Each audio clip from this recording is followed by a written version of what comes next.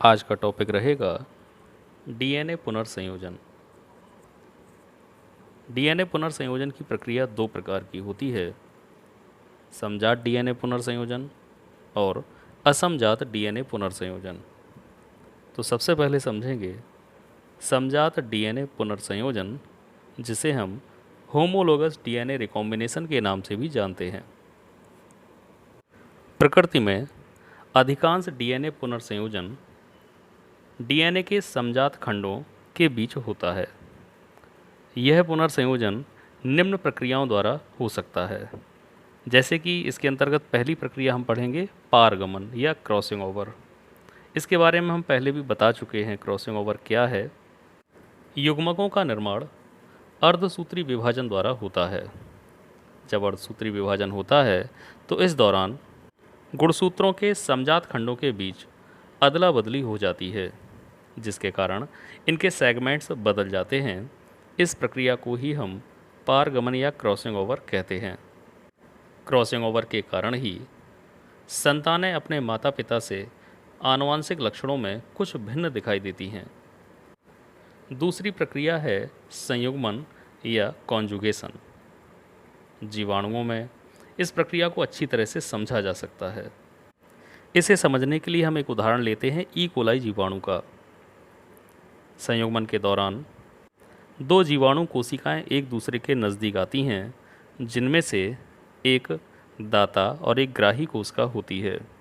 दाता कोशिका को F पॉजिटिव तथा ग्राही कोशिका को F नेगेटिव से दर्शाते हैं। F पॉजिटिव कोशिका में डीएनए के अतिरिक्त जो मुख्य डीएनए होता है, उसके अतिरिक्त एक छोटा सा वृत्ताकार डीएनए अणु भी पाया जाता है, जिसे हम प्लाज्मिड कहते हैं।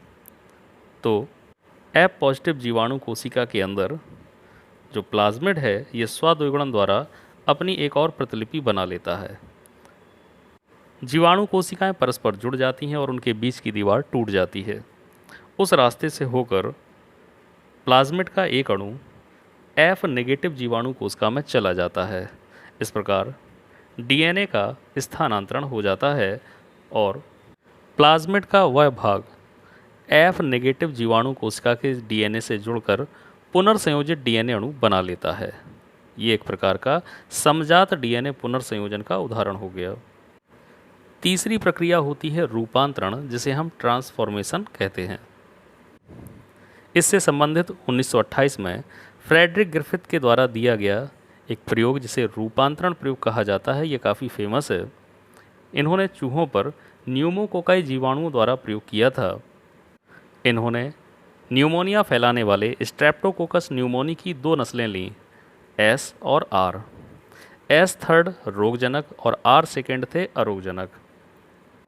अपने इस प्रयोग के अंत में इन्होंने स्पष्ट किया कि जब S थर्ड, जो कि रोगजनक है, इसका डीएनए R सेकेंड अर्थात अरोगजनक जीवाणु के अंदर जाता है, तो उसे भी अपने जैसा रोगजनक बना देता है, अर्थात उसका रूपांतरण हो जाता है। तीसरी के प्रक्रिया के बाद अब चौथी प्रक्रिया है पारक्रमण अर्थात ट्रांसडक्शन। जीवाणुओं को संक्रमित करने वाले सभी विषाणु बैक्टीरियोफेज कहलाते हैं। जब ये विषाणु किसी जीवाणु कोशिका को संक्रमित करते हैं तो केवल इनका डीएनए ही अंदर जाता है, शेष जो शरीर होता है प्रोटीन का, वो बाहर ही रह जाता है। जब डीएनए अंदर पहुंचता है तो यह डीएनए उस जीवाणु कोशिका के डीएनए से जुड़ जाता है और एक नए रूप में डीएनए बनाता है। फिर इससे नए विषाणु तैयार होते हैं और जब ये विषाणु बाहर निकलते हैं तो पुनः किसी जीवाणु कोशिका पर बैठते हैं और वहाँ पहले वाले जीवाणु के डीएनए को पहुँचा देते हैं, जिसके कारण नए जीवाणु कोशिका के अंदर डीएनए पुनर्संयोजन हो जाता है। अगली दशा है ट्रांसपोजिशन या स्थान परिवर्तन। ट्रांसपोजिशन का मतलब हुआ कि ऐसे खंड जो अपना स्थान बदलते रहें। कई बार इससे संबंधित प्रश्न परीक्षा में पूछे गए हैं। 1940 में बारबरा मैकक्लिंटॉक नामक वैज्ञानिक ने भारतीय मक्के में उसके डीएनए का स्टडी ये कर रहे थे, तो उस समय इन्होंने कुछ ऐसे खंडों का पता लगाया जिनके जीन्स अपने स्थान को बदलते रहते हैं। ऐसे जीन्स को इन्होंने जंपिंग जीन नाम दिया, जबकि ऐसे खंडों को ट्रांसपोजॉन्स कहा, स्थान परिवर्ती खंड कहा। अदला बदली की इस घटना को हम, जो स्थान परिवर्तन हो रहा है, इस घटना को हम ट्रांसपोजिशन या स्थान परिवर्तन कह सकते हैं। अभी तक हमने ये जितनी भी प्रक्रियाएं पढ़ी वो सभी समजात डीएनए पुनर्संयोजन के अंतर्गत आती थीं। अब हम समझेंगे असमजात डीएनए पुनर्संयोजन अर्थात नॉन होमोलोगस डीएनए रिकॉम्बिनेशन।